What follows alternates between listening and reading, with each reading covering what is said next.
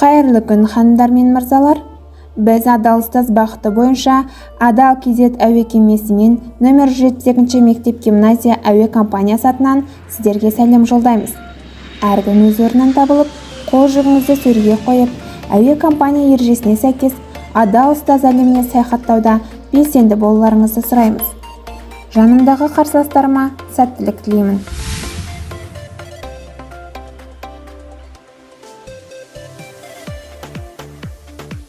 Мен қазақпын, қазақтың қанынан жаратылғам, әр тұлғадан ерекше қасиетті жинай білген дара тұлғам. Адалдықты ту еткен мына жүрек, адал ұрпақ тәрбиелеуге жаратылған. Халық пен халықты, адам мен адамды теңестіретін білім. Ал білім көкжиегінде қалықтаған құстай жер жаһанға ізгіліктің нәрін себуші бірден бір адам, адал мұғалім. Армысыздар, асыл ұстаздарым. Мен ұстазбын, мәңгі бағым сақталған. Мен ұстазбын, ана үміті ақталған. Мен ұстазбын, адал еңбек бекіткен. Мамандығым ел алдында мақталған. Ұстаз болу мақтанарлық жетістік. Ал оқушы мен егетін егістік. Әр күнімде тірлік қызық дән жатыр. Әр сөзімде адалдық деген мән жатыр. Мектеп маған күш беретін қабырға, кітап байлық шақыратын сабырға, тақта, қалам, қағаз біткен серігім, егін үшін білім берем тамырға. Әр минутым қымбат тұрар алтыннан, уақыт кейде тартып кетер алқымнан. Ұстаз үшін қиын емес ештеңе, ең бастысы ниеті алға талпынған. Адал ұстаз болу басты арманым, білім беріп салу тәртіп салмағын. Әр оқушым менің жеке әлемім, білім болса тауып алар қалғанын. Ұжым тату, әрбір ұстаз бақытты, әр сөздері сыйлап тұрар жақұтты. Ұстаз деген мың кітап, пайдалы ғып өткізетін уақытты. Болашақта еңбек етіп өмір сүретіндер бүгінгі мектеп оқушылары. Мұғалім оларды қалай тәрбиелесе, Қазақстан сол деңгейде болады. Сондықтан ұстазға жүктелетін міндет ауыр деген елбасының осы бір сөзінен ақ ұстаздық жолдың жүгі ауыр, мәні терең, сұрауы үлкен екенін аңғаруға болады. Мамандықтың төресі ұстаз болу.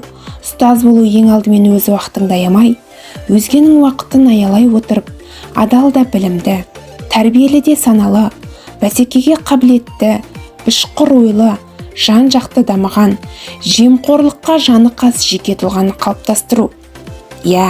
Сөзбен әдемілеп айту оңай болғанымен, осы мақсатқа қалай жетеміз?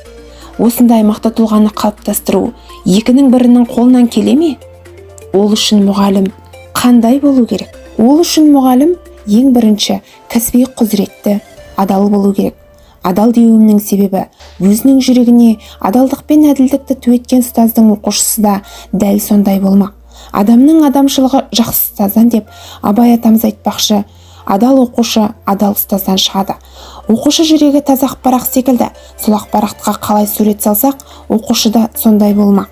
Қазіргі таңдағы мәселелердің бірі қоғамдағы сыбайлас жемқорлық. Осы келеңсіз құбылыстың өдеп бара жатқаны, ұрпақ тәрбиесіне зиянын әкелетіні бәрімізді алаңдатады. Бұл мәселеге терең үңілетін болсақ, сыбайлас жемқорлық ел болашағына, ұлттық қауіпсіздікке үлкен зиянын тигізеді. Яғни, осы келеңсіз құбылыспен күресу біздің де міндетіміз. Жылдық жоспарға сәйкес қыркүйек айының 22-сінде оқушылардың адамгершілігі мен құқықтық мәдениетін жоғарылатуға бағытталған сыбайлас жемқорлыққа қатысты тақырыптық сынып сағаттары өтті. Қазан айының 20-сы күні жемқорлықсыз қоғамға қадам атты пікірталас практикумы болып өтті. Мақсаты сыбайлас жемқорлық деген ұғымды түсіндіріп, пайда болу жағдайлары жайлы түсінік қалыптастыру. Қоғамның дертіне айналған сыбайлас жемқорлықпен күресу туралы мектебімізде түрлі іс-шаралар ұйымдастырылды. Соның бірі Адал ұрпақ еріктілер клубы. Клубтың мақсаты мектепте сыбайлас жемқорлыққа қарсы мәдениетті қалыптастыру, сыбайлас жемқорлыққа қарсы көзқарастарын нығайту, білім және мәдени деңгейін арттыру. Жыл басында Адал ұрпақ ұйымының жылдық жоспары бекітіліп, сенім жәшігі, сенім телефоны ұйымдастырылып, Адал ұрпақ еріктілер клубының жеке кабинеті де жасалды. Кісі ақысын жеу, пара алу, халыққа тиесілі қаржыны заңсыз иемдену қоғам дамуына тежеу болып, елдің өркендеуіне кедергі келтіретін факторлар. Осыған ұқсас зиянды әрекеттерге ертеректе қазақ халқы адалдық, парасаттылық, әділдік, сенім деген ұғымдар арқылы тосқауыл бола білген. Ар мен намысты ту еткен азаматтар өзіне тиесілі болмаған дүниеге қол салмаған.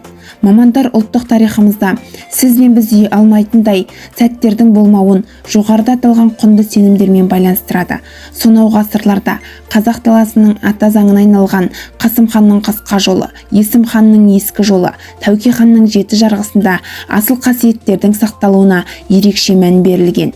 Сен де сол құндылықтарды сақтай отырып, жемқорлыққа жол берме. Отбасың мен жақындарың өмір сүріп отырған елдің дамуын ойла. Өзіңді сыйла. Құрметті ханымдар мен мырзалар, біздің сапарымыз сәтті аяқталды. Менімен бірге менің адалдық әлеміме саяхат жасағандарыңызға көп рахмет. Адалдық бағалы қасиет. Бағалы қасиет пен жемқорлыққа жаны қас, бағалы да адал ұрпақ тәрбиелейік.